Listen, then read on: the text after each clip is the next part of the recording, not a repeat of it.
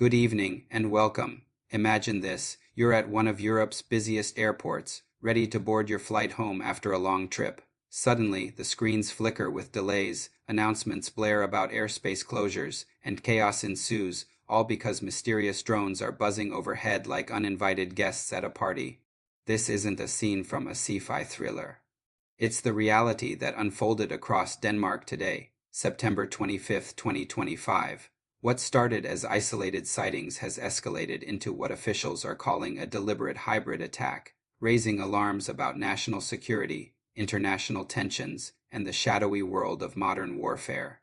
Tonight, we'll dive deep into this unfolding story, exploring the facts, the suspicions, and what it means for Europe and beyond. Stay with us as we unpack a day where the sky itself became a battleground. Let's start with the timeline of events to set the stage clearly. The trouble began earlier this week, but it peaked today. On Monday, September 22nd, unidentified drones, described as large and sophisticated, hovered near Copenhagen's Kastrup airport, Scandinavia's largest hub. For nearly 4 hours, all takeoffs and landings ground to a halt, stranding thousands of passengers and disrupting dozens of flights. Fast forward to today, and the intrusions spread like wildfire. Aalborg Airport in northern Denmark, which doubles as a military base, was forced to close its airspace entirely after multiple drone sightings. Police confirmed similar reports at 3 other sites, Esbjerg, Sønderborg, and Skritstrup airports, though these remained on high alert without full shutdowns. By mid-morning, the drones had vanished, but not before causing widespread havoc.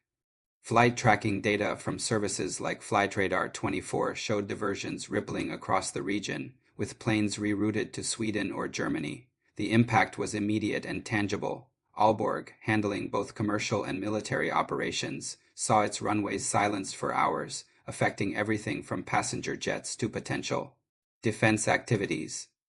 In Copenhagen's earlier incident, videos captured by witnesses showed glowing lights darting erratically, turning on and off as if taunting authorities. No crashes occurred, thankfully, but the economic toll is mounting. Delayed cargo, cancelled connections, and frustrated travelers.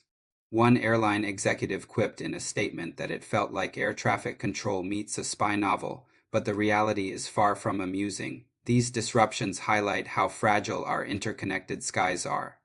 A few rogue drones can paralyze a nation's transport lifeline, costing millions in lost revenue and eroding public confidence. Now, turning to the Danish government's response, this is where the story takes a serious turn. Officials didn't mince words. Defense Minister Troels Lund Poulsen held a press conference, describing the incidents as a systematic and coordinated hybrid attack orchestrated by a professional actor.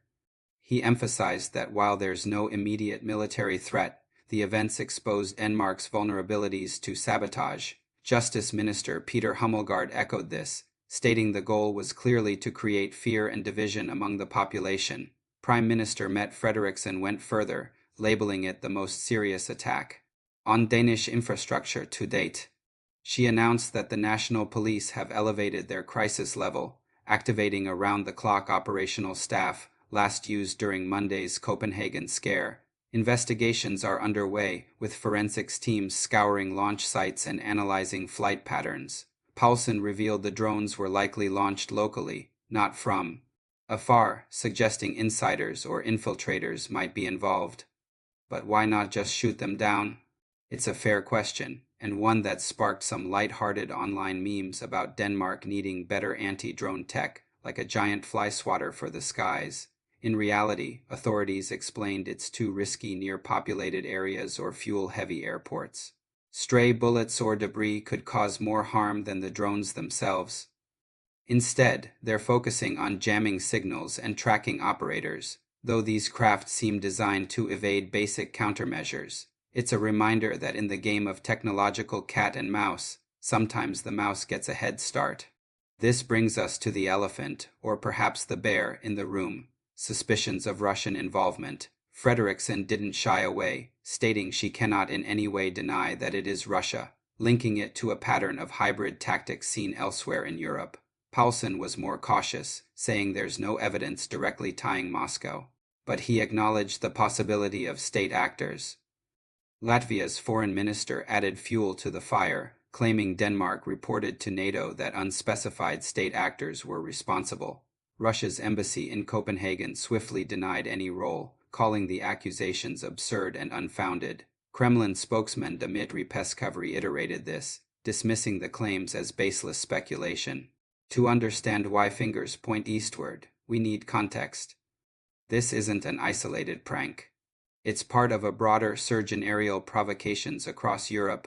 Just weeks ago, Russian drones and jets violated airspace in Poland, Estonia, Romania, and even Norway, where Oslo Airport faced a similar 3-hour shutdown on Monday. Estonia reported MiG-31 jets buzzing its borders, while Poland shot down over 20 Russian drones. These incidents coincide with cyber attacks on German airports like Berlin and Brussels, crippling check-in systems and causing mass delays.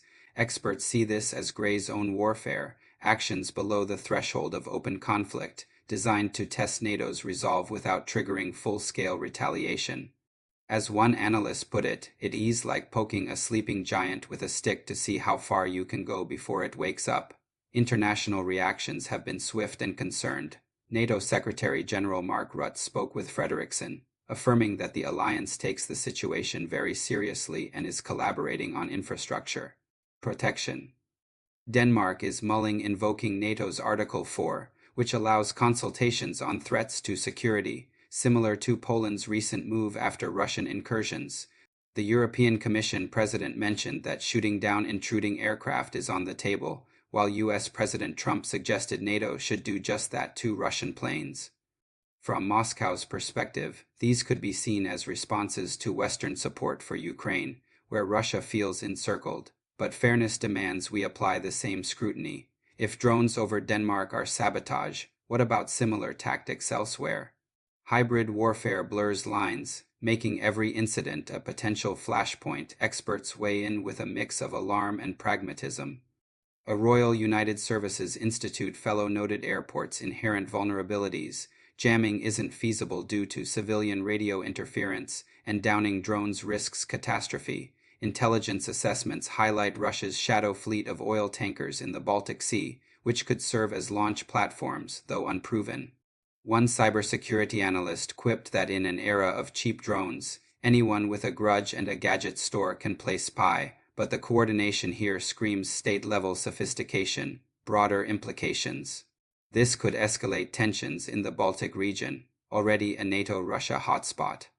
Denmark, a staunch Ukraine supporter, might see this as payback, while the EU grapples with safeguarding critical infrastructure amid energy crises and ongoing conflicts. As we wrap up, consider the irony. In a world obsessed with connectivity, a handful of flying gadgets can disconnect us all.